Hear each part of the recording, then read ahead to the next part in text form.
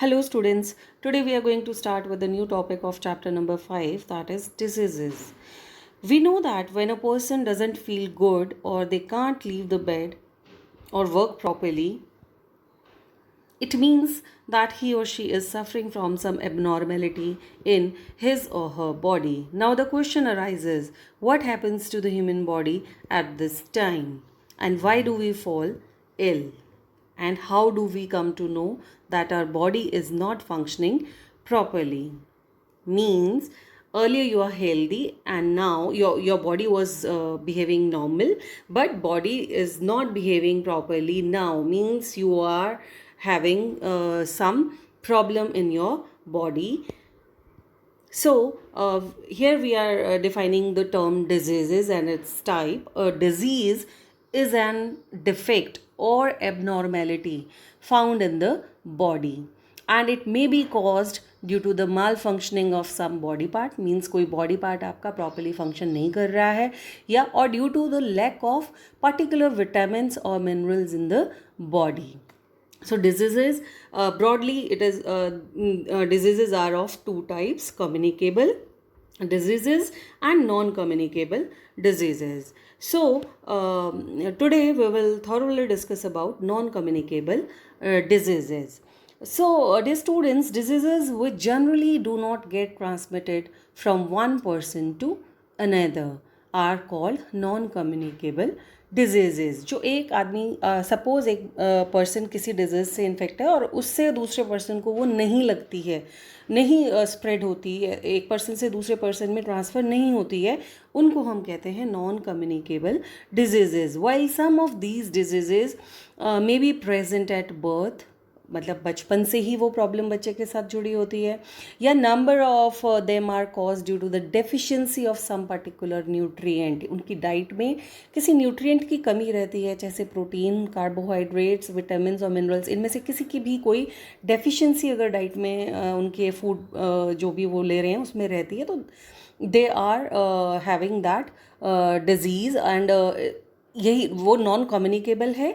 और उन डिजीज़ को हम कहते हैं डेफिशिएंसी डिजीजेस, और जिसका रीज़न रहता है lack of any nutrient in the balanced diet. Suppose balance diet में अगर आपकी बॉडी में for example absence of any nutrient from diet can lead to the deficiency of that particular nutrient. अगर vitamin की कमी है तो विटामिन डेफिशिएंसी वाली डिजीजेज आपको अटैक करेंगी, and the deficiency of any nutrient can lead to the deficiency diseases.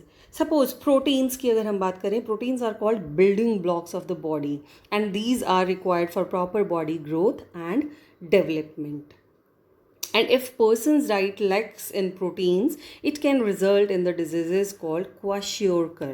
ये एक प्रोटीन की डेफिशिएंसी से एक डिजीज़ होती है जिसमें बहुत ही एबनॉर्मल तरीके से बॉडी की ग्रोथ होती है. आप देख सकते हैं ये फर्स्ट पिक में एक बच्चे के पेट किस तरह से मुंह में भी स्वेलिंग रहती है और डिसकलर्ड हेयर रहते हैं, वाइट, और ये इस तरह के निशान आपको दिख रहे हैं जैसे इसमें. तो इस तरह की जब प्रॉब्लम है तो it clearly shows that there is a deficiency of protein in the body, and a person protein rich diet is recommended for the treatment of kwashiorkor. मतलब ऐसे प्रॉब्लम वाले बच्चों को या पर्सन को जो है प्रोटीन रिच डाइट जो है वो लेनी होती है. अब कुछ बच्चे ऐसे हैं या कुछ लोग ऐसे होते हैं जिनको प्रोटीन और कार्बोहाइड्रेट्स दोनों का ही डेफिशिएंसी रहता है, कि उनके फूड आइटम्स में कार्बोहाइड्रेट्स और प्रोटीन्स की कमी रहती है, और जिसकी वजह से they are suffering from another problem that is known as marasmus. Marasmus includes symptoms like weight loss, dehydration, stomach problem. तो दीज आर द प्रोटीन, जैसे बिल्डिंग बॉडी बिल्डिंग में आपका इम्पॉर्टेंट रहता है और कार्बोहाइड्रेट आपको एनर्जी प्रोवाइड करता है. तो जिन बच्चों का इन दोनों का डेफिशिएंसी रहता है तो दे लुक, मतलब वो कैसे दिखते हैं, बहुत ज़्यादा वीक दिखते हैं, सिक दिखते हैं. सो प्रोटीन और कार्बोहाइड्रेट डेफिशिएंसी जिनका होगा उनके सिम्टम्स होते हैं improper growth of the body, loose skin and like pale eyes and thin and light hair, और person is inactive and gets tired easily. So, person suffering from marasmus should consume a diet with high amount of both protein and carbohydrates. So children in the age group of 6 months to 3 years often suffer from this type of deficiency diseases if they do not get the proper balanced diet. Now, have you ever seen blood coming out of your gums? आपके मसूड़ों से कभी आपने blood आते हुए देखा है? So, some of these non-communicable diseases such as scurvy and rickets are also caused due to the deficiency of vitamins.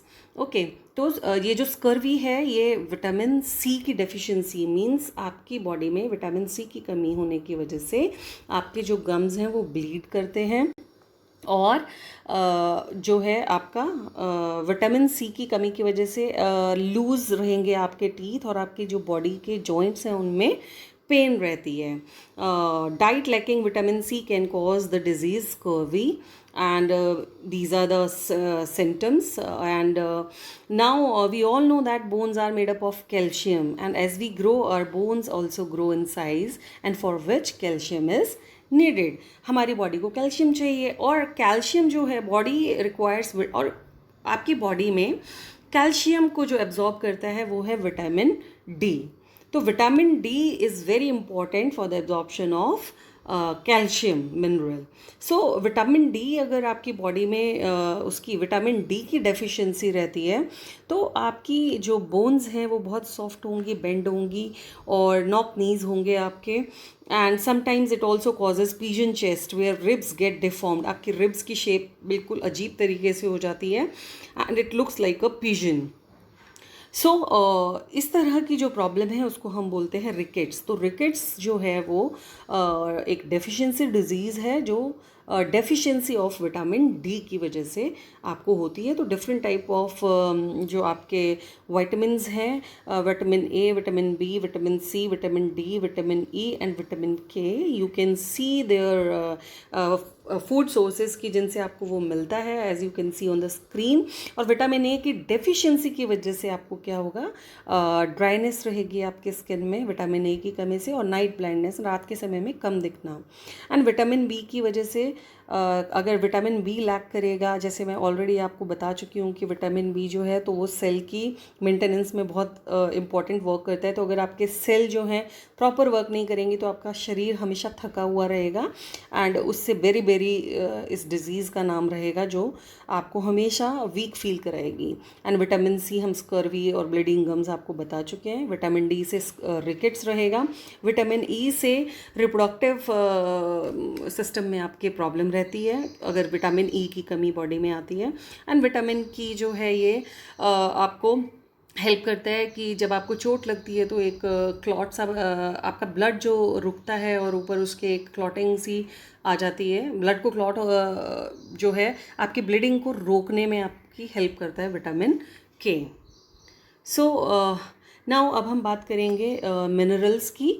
तो minerals are the micro nutrients में as I have already told you in previous video that carbohydrate, protein and vitamin fats जो हैं आपको ये macro nutrient रहते हैं और vitamins और मिनरल्स जो हैं ये माइक्रो न्यूट्रिएंट्स हैं and that are essential for the normal growth and metabolism of our body. And important minerals for our body is calcium, phosphorus, iron and iodine. तो अगर आपकी बॉडी में कैल्शियम और फॉस्फोरस की डेफिशिएंसी अगर रहती है तो आपके weak teeth loose their shine and whiteness भी नहीं होगी टीथ में. And weak, soft and fragile bones, आपकी बोन्स भी जो हैं वो बहुत सॉफ्ट और वीक रहेंगी.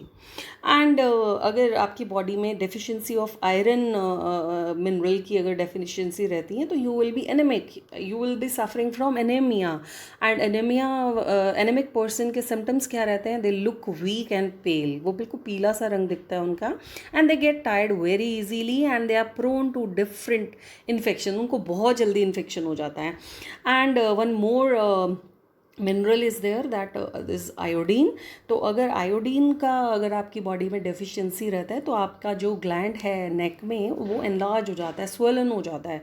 तो उसका सिम्टम रहता है swelling in the neck region and retarded growth and mental disorder even.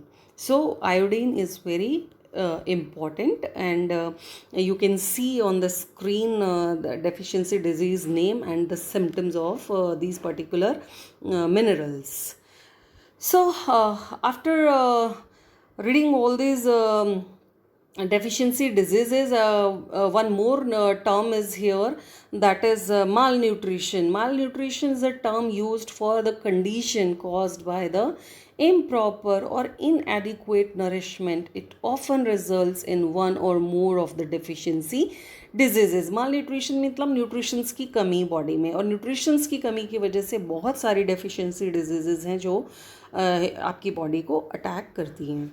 Okay, and it often results in one or more deficiency diseases, and therefore one should take a balanced diet in order to stay healthy or fit and free from all these deficiency diseases. And one must follow good food practices and habits, and children must be given adequate amount of milk products, and additional food items like juices, soft boiled rice, porridge, etc. So dear students, balanced diet is very important for you, so that आप लोग जो है deficiency diseases से अपने आप को बचा सकते हैं by taking balanced diet. And I hope आप बहुत प्रॉपरली अपना घर में मम्मा के साथ बैठकर प्रॉपर एक अपना डाइट चार्ट बनाएंगे और उसको घर में फॉलो करेंगे सब लोग, तो सबकी हेल्थ जो है अच्छी रहेगी. Okay, thank you.